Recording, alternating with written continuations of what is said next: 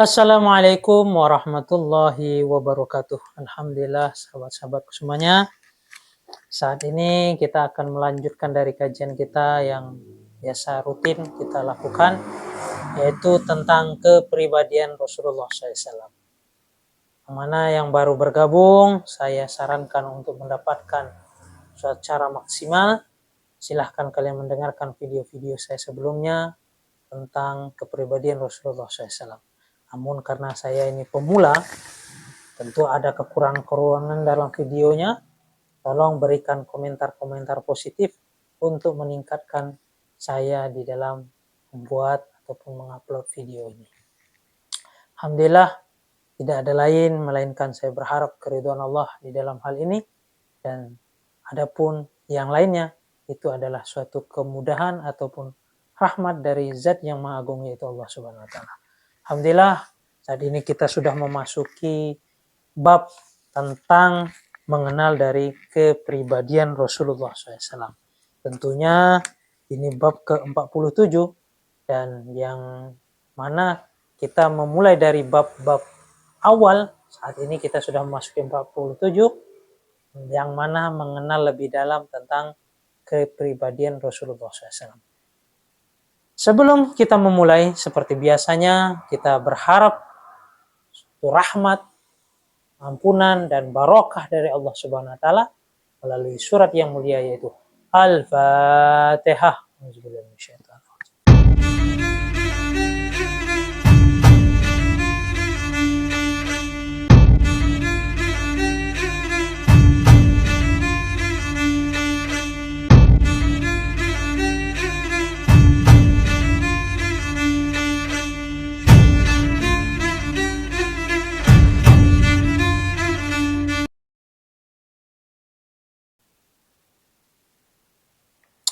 Bismillahirrahmanirrahim. Alhamdulillah, kita akan melanjutkan dari hadis yang lanjutannya. Muhammad bin Al-Muqaddir radhiyallahu anhu bercerita, sami'tu Jabir bin Abdullah yaqul, ma su'ila Rasulullah sallallahu alaihi wasallam syai'an qattun faqala la.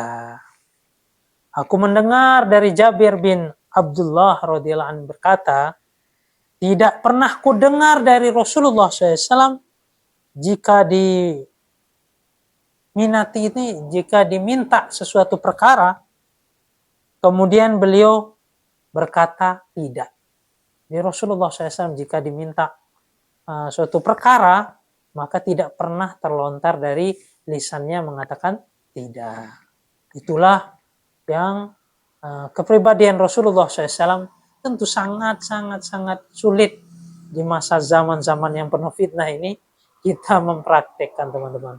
Karena begitu besarnya fitnah, begitu berat, dan keimanan kita yang begitu banyak sekali kekurangan dari segala hal, sehingga hal ini mungkin sangat sulit untuk dipraktekkan. Namun jika kalian mendengar dari video ini, tentunya berusaha menjadi seperti teladannya Rasulullah dan melatih hatinya untuk bisa menerima dari kelakuan yang indahnya Rasulullah. Tidak pernah berkata tidak jika diminta bantuan ataupun lainnya. Wallahu a'lam. Diriwayatkan oleh Muhammad bin Bashar dari Abdurrahman bin Mahdi, dari Sufyan yang bersumber dari Muhammad bin Al-Munkadir radhiyallahu anhu. Ibnu Abbas radhiyallahu anhu berkata, kana Rasulullah sallallahu alaihi wasallam ajwadan nas bil khairi wa kana ajwada ma yakunu fi sahri Ramadan, itu pada bulan Ramadan, hatta yansalikha fayatihi Jibril fayaridu alaihi Quran fa iza laqiyahu Jibril kana Rasulullah SAW ajwadan bil khairi minar rihil mursalah. Rasulullah Shallallahu Alaihi Wasallam adalah orang yang paling pemurah dalam kebaikan. Rasulullah SAW adalah yang paling pemurah di dalam suatu kebaikan. Sifat pemurahnya ataupun sifat kebaikan itu lebih menonjol lagi atau lebih tampak lagi dikala pada bulan Ramadan sampai akhir Ramadan. Jadi bukan berarti di luar Ramadan tidak indah atau tidak baik di dalam pemurah dari Rasulullah SAW. Namun di kala bulan Ramadan itu lebih menonjol atau lebih tampak dari pemurahnya Rasulullah SAW. Pada bulan tersebut datanglah Jibril, maksudnya pada bulan Ramadan. Lalu dibacakanlah kepadanya yaitu Al-Quran pada Rasulullah. Bila Jibril telah menemui beliau, jadilah beliau yaitu Rasulullah SAW orang-orang yang sangat pemurah.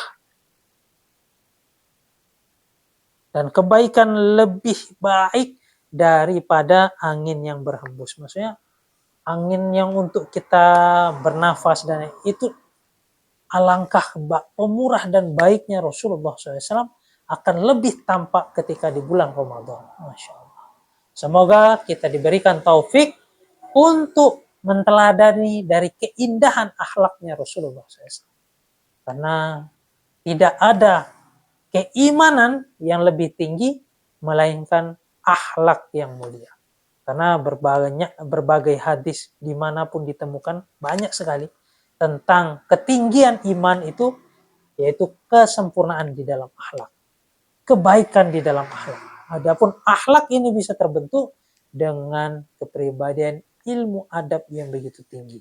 Tentunya keagungan kepada Allah, keagungan kepada Rasulullah dan seterusnya, yang mana dia mendepankan ilmu adabnya sehingga akan mendapatkan secara maksimal ilmu akhlak yang sempurna yang dicontohkan oleh Rasulullah SAW. Sebagaimana diceritakan tadi, Rasulullah SAW jika dimintai sesuatu ataupun dihajati seseorang, maka Rasulullah tidak pernah mengatakan tidak. Ini sangat sulit kalau kita mengatakan tidak ini teman-teman.